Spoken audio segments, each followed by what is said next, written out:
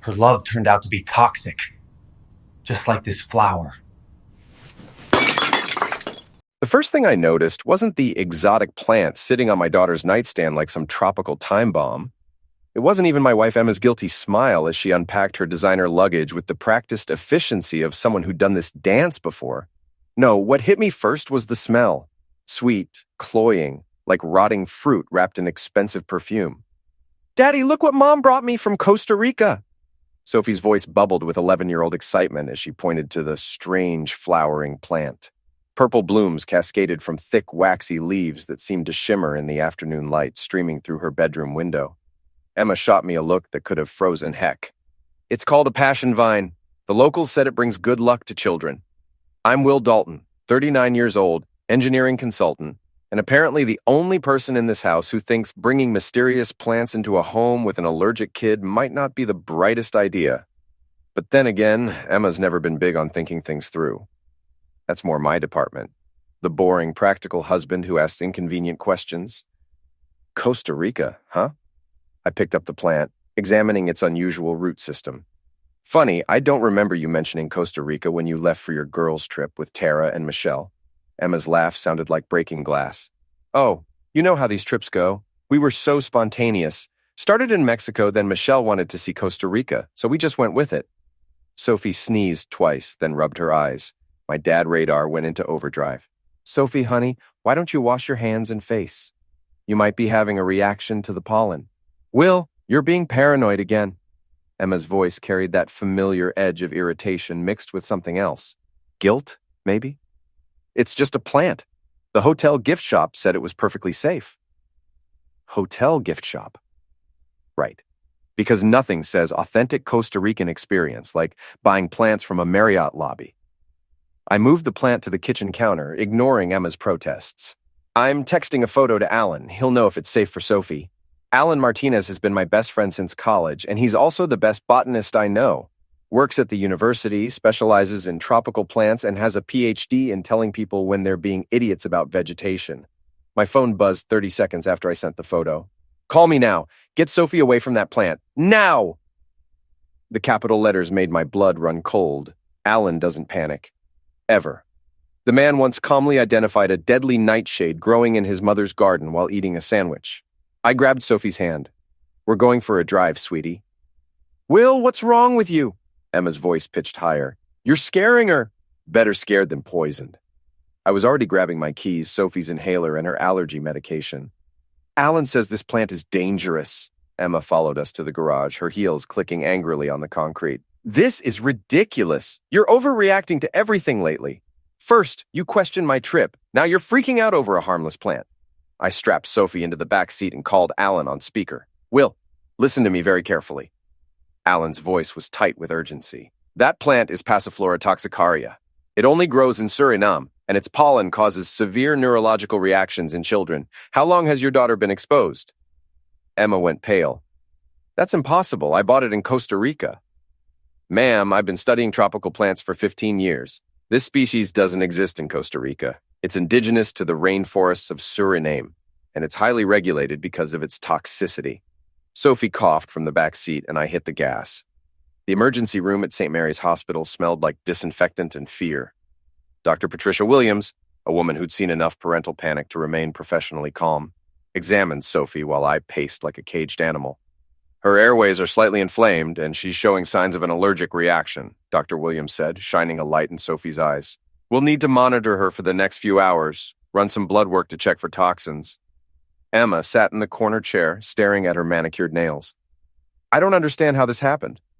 The man at the shop said it was safe." "What man?" I asked. "I thought you said you bought it at the hotel gift shop." Emma's face flushed. "I meant, there was a local vendor near the hotel. He spoke English, seemed very knowledgeable about plants." Dr. Williams looked up from Sophie's chart. "Mr. Dalton, your friend was right to be concerned. Passiflora toxicaria can cause long-term neurological damage in children if exposure continues. The good news is that we caught it early." 4 hours later, Sophie was stable but tired. The doctor prescribed antihistamines and scheduled a follow-up appointment for the next week. As we drove home in tense silence, my mind kept circling back to Alan's words. This plant only grows in Suriname. That night, after Sophie was asleep and Emma had retreated to her home office for important client calls, I sat in my study staring at Emma's vacation photos on her laptop. She'd left it open, unusual for someone who guards her digital life like state secrets. The metadata on the photos told a story Emma hadn't shared. GPS coordinates placed her in Paramaribo, Suriname, not Costa Rica. Hotel receipts showed charges for room service for 2 people, spa treatments for couples, and restaurant bills that would have bankrupted a single traveler. But it was the photo that made my stomach drop. Emma in a hotel room, laughing, her head thrown back in genuine joy I hadn't seen in years. And in the mirror behind her, barely visible but unmistakably there, was a man. Tall, dark-haired, wearing an expensive watch I recognized. Brian West, Emma's business partner at the real estate agency. The same Brian West who drove a silver Porsche and had been texting Emma at all hours for the past 6 months. I was about to close the laptop when I heard Emma's voice drifting from her office. The door was slightly open, and her tone was different, softer, intimate. "I can't stop thinking about that night in Paramaribo," she was saying. "The way you looked at me when we were dancing on the balcony. God, Brian, I wish we didn't have to pretend when we got back." My hands clenched into fists. She brought home a poison plant, nearly ended our daughter, and was still talking to her lover like some lovesick teenager. I know, we have to be careful," Emma continued. "Will's already suspicious about the plant. Your idea to bring back a souvenir was sweet, but maybe not the smartest." His idea. Brian had suggested bringing back the plant that nearly poisoned Sophie. I closed the laptop quietly and walked to the kitchen where the offensive plant still sat on the counter. In the dim light, its purple blooms looked almost sinister, like tiny mouths whispering secrets. Emma had brought home more than a plant from Suriname. She'd brought home a lie, a betrayal, and nearly a tragedy. But as I stood there in my own kitchen, listening to my wife plan her next rendezvous with another man, I realized something else. She'd also brought home the evidence I needed to destroy them both. The next morning, Emma left early for what she called client meetings, but I knew better. I'd spent the night planning, and by the time Sophie finished her breakfast, I had a strategy that would make my engineering professors proud. "Daddy, my throat still feels scratchy," Sophie said, pushing her cereal around the bowl. "I know, sweetheart. The doctor said it might take a few days to feel completely better." I kissed the top of her head, inhaling the scent of her strawberry shampoo. The rage that had been simmering all night threatened to boil over. Emma's affair was one thing, but endangering Sophie was unforgivable. After dropping Sophie at school with detailed instructions for the nurse about her condition, I drove to Alan's lab at the university. The botany building smelled like soil and growing things, a stark contrast to the antiseptic hospital smell that still lingered in my memory. Alan looked like he hadn't slept. His usually perfect lab coat was wrinkled, and there were coffee stains on his clipboard. "Will, I've been researching that plant all night. This is worse than I thought." He led me to a computer terminal displaying scientific articles and photographs. Passiflora toxicaria isn't just rare, it's practically impossible to obtain legally. The Surinamese government strictly controls its export because of its toxicity and its use in traditional poisons. Poisons? My blood ran cold. In small doses, it causes the symptoms Sophie experienced, but prolonged exposure. Alan shook his head. "Let's just say your wife's boyfriend either doesn't know what he's dealing with or he's more dangerous than you think." I pulled out my phone and showed Alan the hotel receipts I'd photographed from Emma's laptop. "Brian West. He's Emma's business partner and apparently her travel companion to Suriname." Alan whistled low. "Will, I hate to say this, but you need to consider the possibility that this wasn't an accident. If this guy knows about plants, if he specifically chose this species, you think he was trying to hurt Sophie? I think he was trying to hurt you. What better way to destroy a father than to slowly poison his child with something that looks like a harmless gift?" The thought made me physically ill, but it also crystallized my resolve. If Brian West wanted to play games with my family's safety, I'd show him what a real game looked like. I spent the rest of the morning at the county courthouse, filing for copies of property records, business licenses, and anything else I could find on Brian West. Public records are an engineer's best friend. Everything is documented, cross-referenced, and verifiable. Brian lived in Riverside Towers, the most expensive condo complex in town. His real estate license showed multiple violations for aggressive sales tactics and misrepresentation of property conditions. Most interesting was his recent divorce filing. Apparently, his wife Linda had discovered some financial irregularities in their joint accounts. By lunch, I had Brian's work schedule, his favorite restaurants, and his gym membership information. I also had something else. His credit card records from the Suriname trip obtained through a carefully worded request to Emma's travel agent, who assumed I was planning a surprise trip for our anniversary. The records painted a picture of luxury and indulgence. 5-star hotels, expensive restaurants, couples spa treatments, and several purchases from something called Exotic Botanicals Unlimited, a shop that specialized in rare and dangerous plants. My phone rang as I sat in my car outside Brian's office building. Emma's name flashed on the screen. "Will, where are you? I tried calling the office, but they said you weren't in today."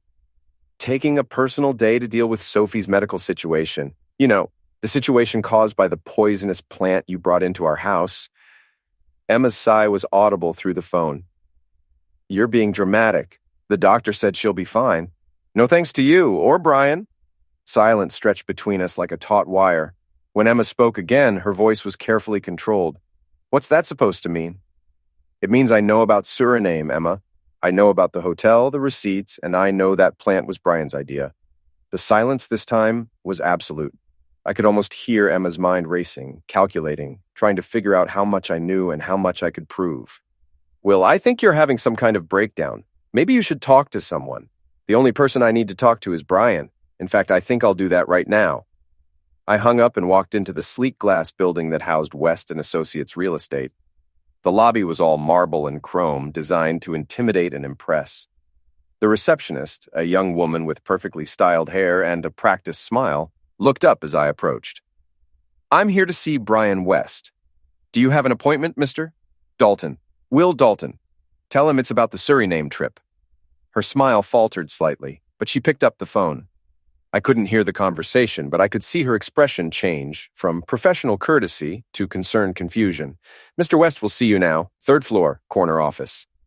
Brian's office was exactly what I'd expected. Expensive furniture, motivational posters about success and winning, and a view of the city that probably cost more than my annual salary. Brian himself was less impressive in person than in Emma's photos. Mid-40s, trying too hard to look younger, with the kind of tan that came from bottles rather than beaches.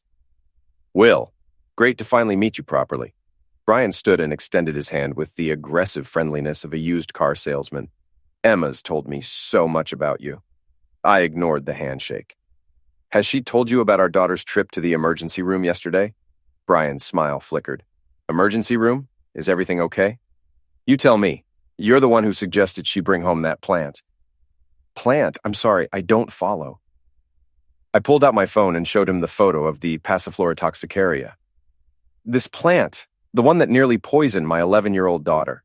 The one that only grows in Suriname, where you and my wife spent 5 days pretending to be married." Brian sat down heavily, his fake tan suddenly looking gray around the edges. "Will, I think there's been a misunderstanding. The only misunderstanding is that you thought I was stupid enough not to figure it out." I leaned forward, placing both hands on his expensive desk. "But here's what I know for sure. You're sleeping with my wife, you convinced her to bring home a poisonous plant, and you're about to discover what happens when someone threatens my family." Brian's throat worked as he swallowed. "Are you threatening me?" "I'm promising you. Stay away from my wife. Stay away from my family and pray that my daughter doesn't have any long-term effects from your little souvenir." I turned to leave, but Brian's voice stopped me. "You can't prove anything, Dalton. And even if you could, Emma's a grown woman. She makes her own choices." I looked back at him, this pathetic man in his expensive suit, and smiled. "You're right about one thing, Brian. Emma does make her own choices, but so do I." As I walked out of his office, I could feel Brian's eyes on my back. Let him wonder what I was planning. Let him sweat. By the time I reached my car, my phone was buzzing with texts from Emma. Angry texts, pleading texts, threatening texts. I deleted them all without reading them completely. I had work to do. The next few days passed in a strange sort of domestic theater. Emma pretended everything was normal, cooking dinner and asking about my day with the same artificial brightness she used with difficult clients. I pretended to believe her, all while systematically documenting every lie, every secret phone call, every late client meeting that kept her out until midnight. Sophie's health was improving, thank God, but she still had moments where she seemed tired or complained of headaches. Each symptom was a reminder of what Brian and Emma had risked with their selfish games. On Thursday morning, I made my first real move. "Alan, it's Will. I need a favor." "What kind of favor?" Alan's voice was cautious. He knew me well enough to recognize when I was planning something. "The kind that involves your connections in the botanical research community and a certain rare plant that shouldn't exist outside of Suriname." An hour later, I was back in Alan's lab, this time with Dr. Sarah Chen, a federal botanist who specialized in illegal plant trafficking. Dr. Chen was a small woman with sharp eyes and the kind of intensity that came from years of dealing with people who thought environmental regulations were suggestions. "Mr. Dalton, your friend Alan has explained the situation," Dr. Chen said, examining photos of the plant through a magnifying glass. "This is definitely Passiflora toxicaria, and its presence in the United States without proper documentation is a federal crime." "What kind of crime?"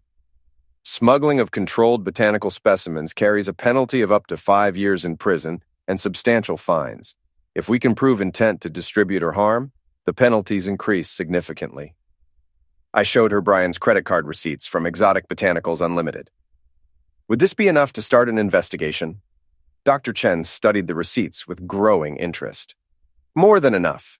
We've been watching this particular shop in Paramaribo for months. They're suspected of selling to collectors who don't care about legality." "What happens next?" "I'll need to confiscate the plant as evidence and interview everyone who had contact with it. That includes your wife and Mr. West." "Perfect. Let Emma try to explain her way out of a federal investigation." While Dr. Chen processed the paperwork for the plant seizure, I made my next move. I called Linda West, Brian's soon-to-be ex-wife. "Mrs. West, this is Will Dalton. I believe our spouses have been working together recently." The pause that followed was loaded with meaning. "Mr. Dalton, I wondered when you might call. I think we should meet." "I think you're absolutely right." Linda West was nothing like Emma. Where my wife was all curves and carefully applied makeup, Linda was angular and sharp with steel gray hair and the kind of direct gaze that could cut through lies like a laser. We met at a coffee shop downtown, far from both our neighborhoods and the real estate office where Emma and Brian conducted their business meetings. "How long have you known?" Linda asked without preamble. "About a week. You? 6 months. Maybe longer if I'm being honest with myself." Linda stirred her coffee with mechanical precision. "I hired a private investigator after I found charges on our credit card for jewelry I never received." She slid a manila envelope across the table. "Photos, hotel receipts, phone records. Everything you need to prove adultery in divorce court." I opened the envelope and my stomach clenched. Photos of Emma and Brian holding hands, kissing, entering hotel rooms together. The evidence was overwhelming and humiliating. "Why are you giving me this?" Linda's smile was sharp as a blade. "Because Brian thinks he's smarter than everyone else. He's been hiding assets, transferring money to accounts he thinks I don't know about, but I know about all of it." She pulled out another envelope. "Financial records. Your wife has been helping him. They've been using her real estate connections to buy and flip properties under shell companies, avoiding taxes and hiding the profits." My engineering brain immediately grasped the implications. That's fraud. That's felony fraud. The IRS tends to take a dim view of people who think they're too clever to pay taxes. I stared at the documents, seeing not just the end of my marriage, but the potential destruction of Emma's entire life. Part of me felt a twisted satisfaction, but a larger part just felt tired. "What do you want from me, Linda?" "Help me make sure they both pay for what they've done. Brian destroyed our marriage, but he also stole from our children's college funds to finance his affair with your wife. That's unforgivable." We spent the next hour planning. Linda had already contacted the IRS and the State Real Estate Commission about Brian's illegal activities. Now she wanted to make sure Emma faced consequences too. "Your wife signed documents as a licensed real estate agent," Linda explained. "She's legally responsible for ensuring all transactions were legitimate. When the authorities discover the fraud, her license will be revoked and she'll face criminal charges." By the time I left the coffee shop, I had enough evidence to destroy both Emma and Brian's careers, their finances, and their freedom. But I also had something else. A clear understanding of just how deep their betrayal ran. This wasn't just an affair, it was a criminal enterprise that had put my daughter's life at risk and stolen from multiple families. That evening, I sat in my study, staring at the evidence spread across my desk. Emma was in the kitchen, humming while she cooked dinner, playing the role of devoted wife with Academy Award-worthy performance. My phone buzzed with a text from an unknown number. "Stop digging, or things get ugly. You have 48 hours." I showed the text to Alan when he called to check on Sophie's condition. "Will, this is escalating beyond just an affair. You need to be careful." "I'm past careful, Alan. They nearly ended my daughter and threatened my family. Now they're trying to intimidate me." "What are you going to do?" I looked at the evidence again, then at the photo of Sophie on my desk, my beautiful, innocent daughter who trusted me to protect her from monsters. "I'm going to finish what they started." Friday morning brought the first real crack in Emma's facade. Dr. Chen arrived at our house with 2 federal agents and a warrant to seize the plant as evidence in a smuggling investigation. Emma stood in our kitchen, still in her silk pajamas, watching strangers photograph and catalog the plant that had nearly ended our daughter. "Mrs. Dalton, we'll need you to answer some questions about how you acquired this specimen," Dr. Chen said, her voice professionally neutral. I bought it at a market in Costa Rica." Emma's voice was smaller than usual, uncertain. Agent Morrison, a tall man with the kind of mustache that belonged in a 1980s police drama, consulted his notes. "Ma'am, our records show you traveled to Suriname last week, not Costa Rica." Emma's face went pale. "I visited both countries." "Can you provide documentation of your time in Costa Rica? Hotel receipts, airline tickets, customs stamps?" The silence stretched until it became unbearable. Emma looked at me like I might somehow rescue her from the hole she'd dug for herself. "I think my wife needs to call her lawyer," I said. After the federal agents left with the plant and a promise that Emma would be contacted for further questioning, we sat at our kitchen table like strangers. "How could you do this to me?" Emma's voice was raw with anger and fear. "Do what? Report a crime? Protect our daughter?" "You know that's not what I mean." Emma's perfectly manicured hands shook as she reached for her coffee cup. "You're trying to destroy my life." "I didn't have to try, Emma. You did that yourself when you decided to smuggle illegal plants and commit fraud with your boyfriend." Emma's head snapped up. "Fraud? What are you talking about?" I slid Linda West's financial documents across the table. "Shell companies, hidden assets, tax evasion. Did you really think no one would notice?" Emma stared at the papers, her face cycling through confusion, recognition, and terror. "Will, I can explain." "Explain what?" "How you've been helping Brian steal money. How you brought a poisonous plant into our daughter's bedroom. How you've been lying to me for months. It wasn't supposed to happen like this." Emma's composure finally cracked completely. "Brian said it was just business arrangements, creative financing, and the plant. God, Will, I never knew it was dangerous. Brian said it was just a pretty flower, something exotic for Sophie's room." "So this is all Brian's fault?" Emma's silence was answer enough. "I want you out of the house, Emma, tonight. You can't kick me out of my own home." I pulled out the divorce papers I'd had drawn up the day before. "Actually, I can. Adultery, endangerment of a minor, and criminal fraud are grounds for immediate separation with emergency custody orders." Emma read the papers with growing horror. "Will, please, we can work this out. I'll end things with Brian. I'll cooperate with the investigation. Don't take Sophie away from me." "You took Sophie away from yourself the moment you brought that plant into her room." That afternoon, while Emma packed her bags with the mechanical movements of someone in shock, I drove to Sophie's school for an emergency meeting with her teacher and the principal. "Mr. Dalton, Sophie mentioned that her mother brought her a special plant that made her sick," Mrs. Patterson, Sophie's teacher, said with concern. "Is there anything we should know about the family situation?" I explained the basics, that Emma and I were separating, that there was an ongoing federal investigation, and that Sophie might need extra support during this difficult time. "We'll make sure Sophie has access to the school counselor," Principal Davis assured me, "and we'll be alert to any signs that she's struggling." When I picked Sophie up from school, she was unusually quiet during the drive home. "Daddy, is Mommy in trouble?" The question hit me like a physical blow. How do you explain to an 11-year-old that her mother's selfishness and criminal behavior had torn their family apart? "Mommy made some bad choices, sweetheart. She's going to have to face the consequences of those choices." "Is it because of the plant that made me sick?" "Partly, yes." Sophie was quiet for a long moment. "I'm glad you threw it away. It smelled bad, and it made my head hurt."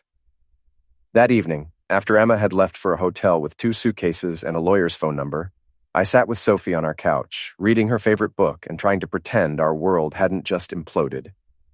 My phone rang at 9 o'clock. Brian's name flashed on the screen. "You son of a witch." Brian's voice was slurred with alcohol and rage. "You destroyed everything." "I didn't destroy anything, Brian. You did that yourself. Linda's taking everything in the divorce. The feds are freezing my accounts. Emma won't even take my calls. Maybe you should have thought about consequences before you decided to poison my daughter. That plant was an accident. I never meant for anyone to get hurt.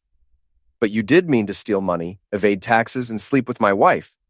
Brian was quiet for a moment, and when he spoke again, his voice was different, desperate, pleading.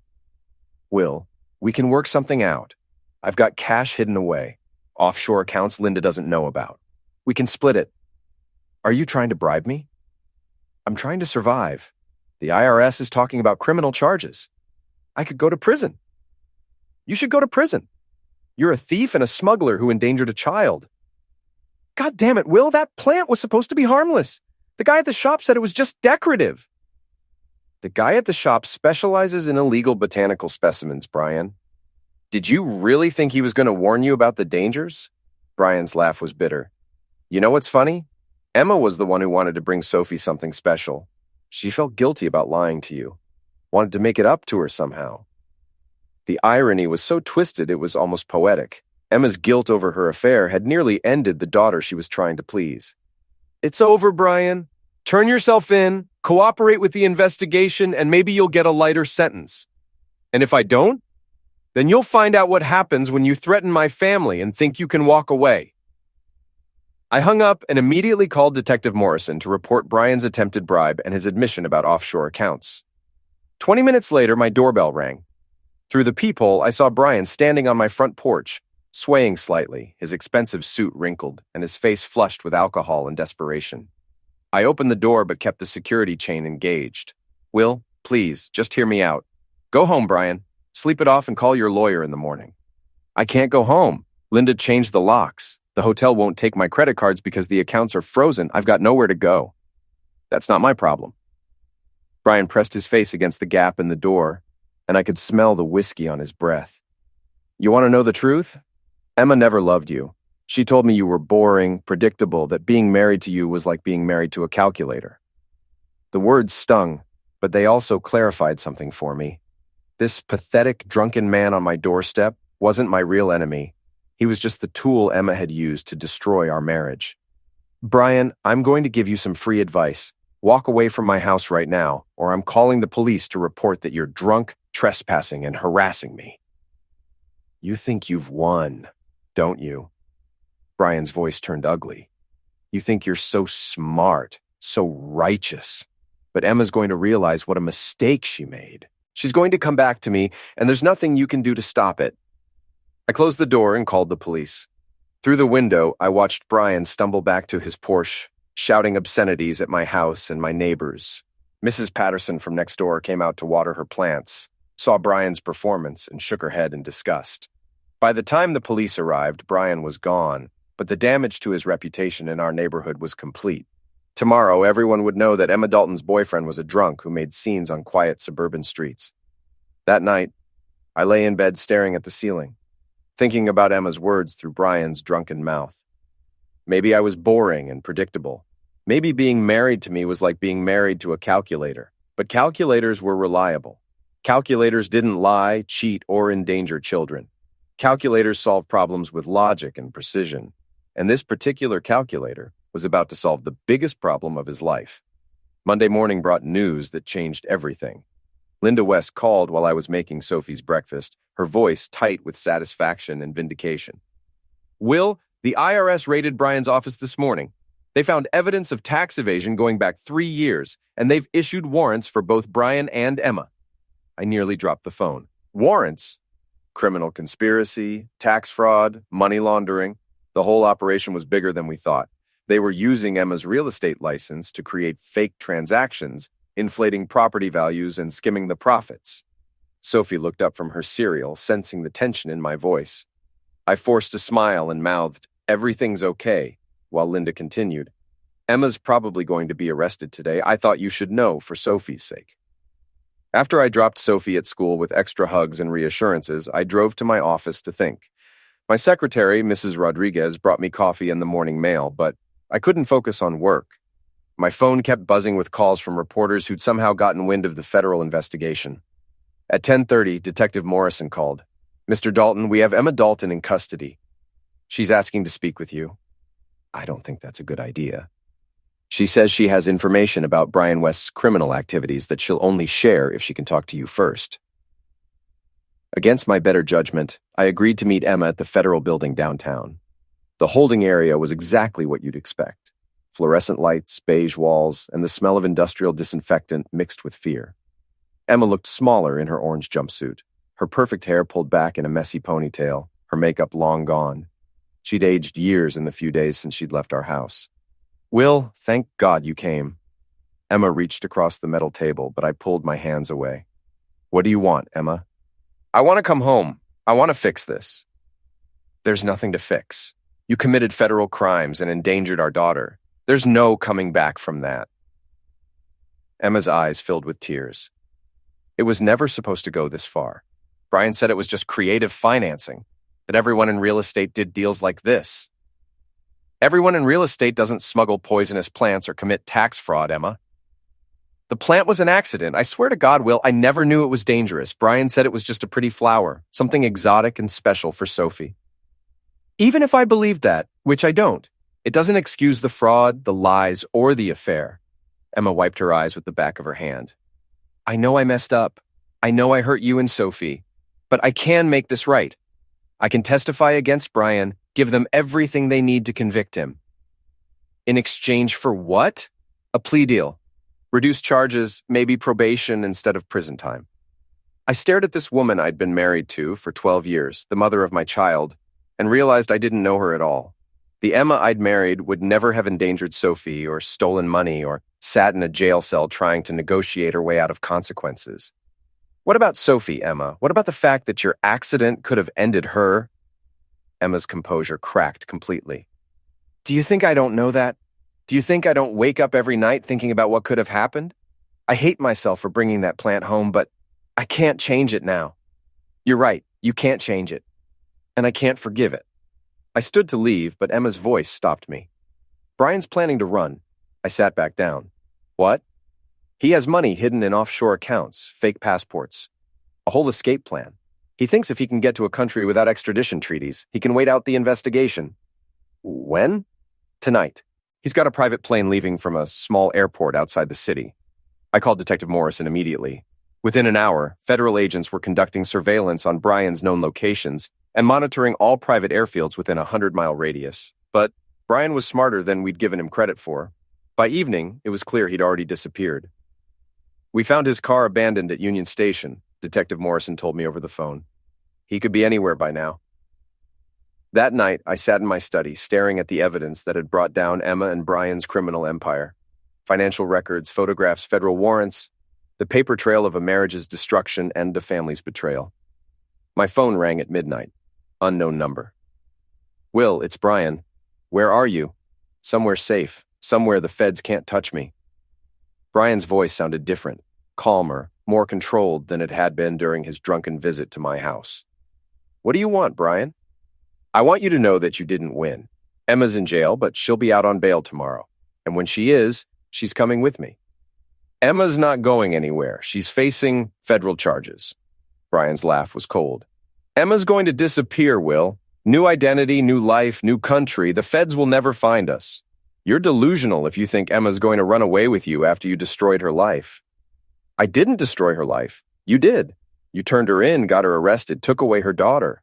She hates you now, Will. Really, truly hates you." The line went dead.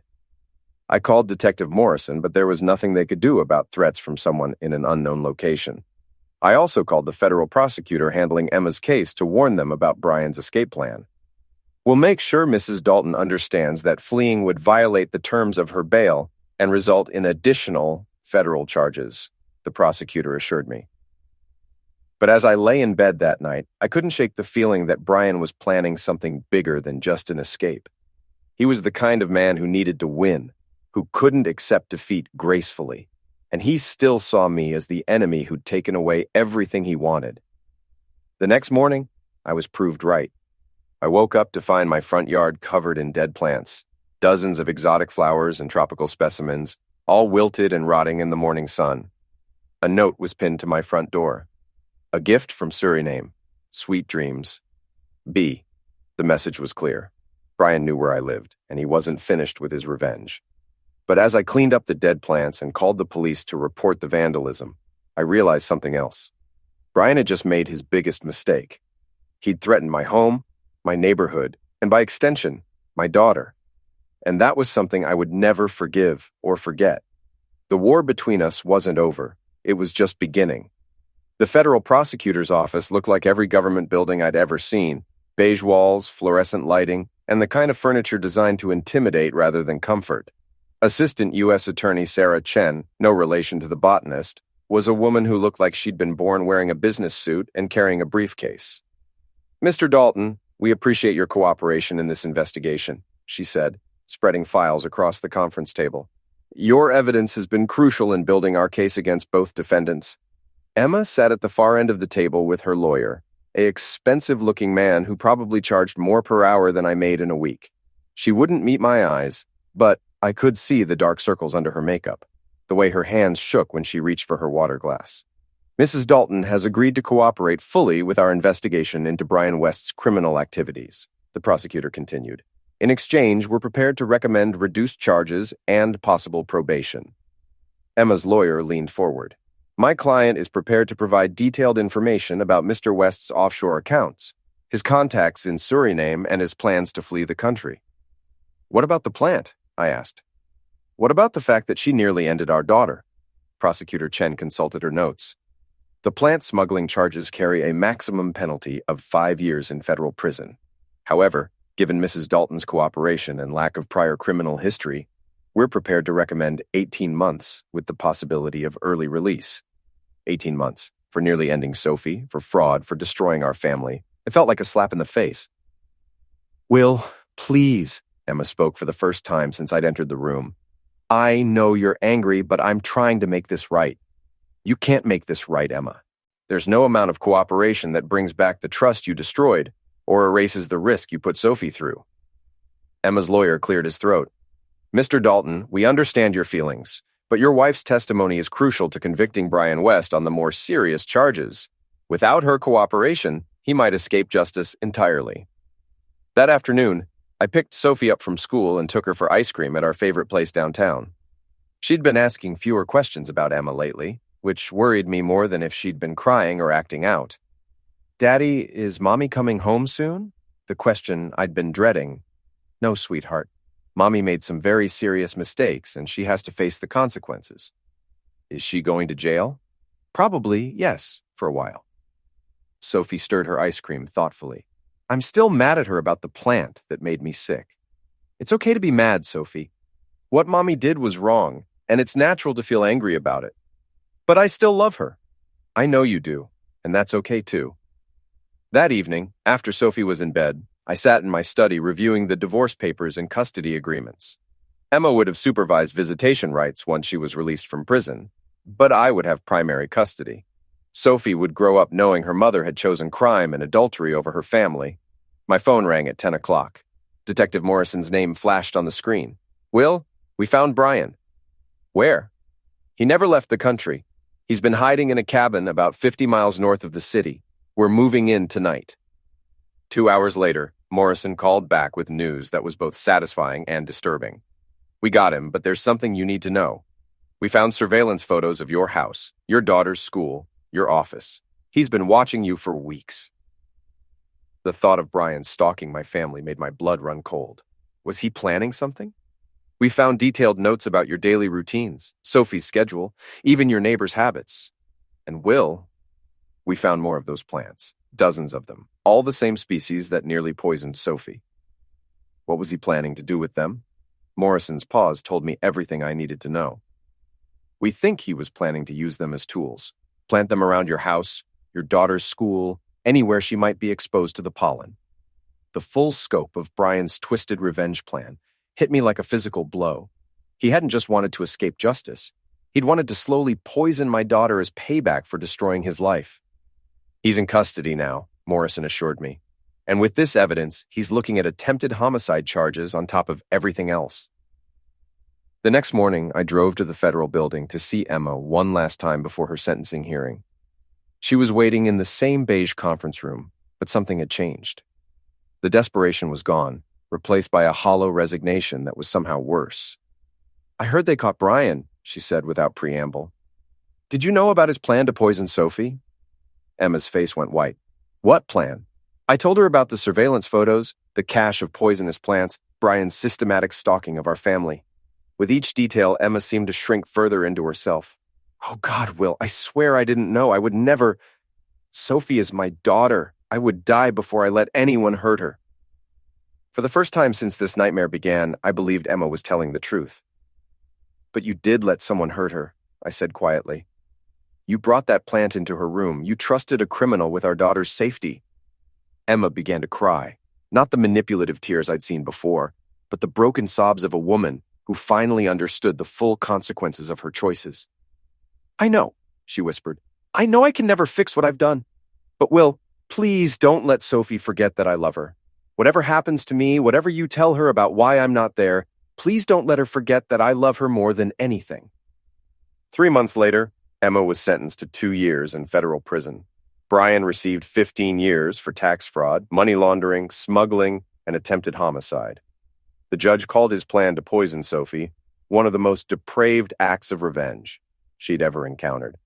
I sat in the courtroom gallery, watching the man who'd destroyed my marriage and tried to homicide my daughter get led away in shackles.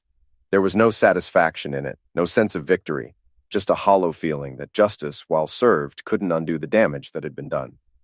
That evening, I sat with Sophie in our living room, helping her with homework and trying to pretend our life was normal. The house felt different now, smaller somehow, like the walls had contracted around the space where Emma's presence used to be.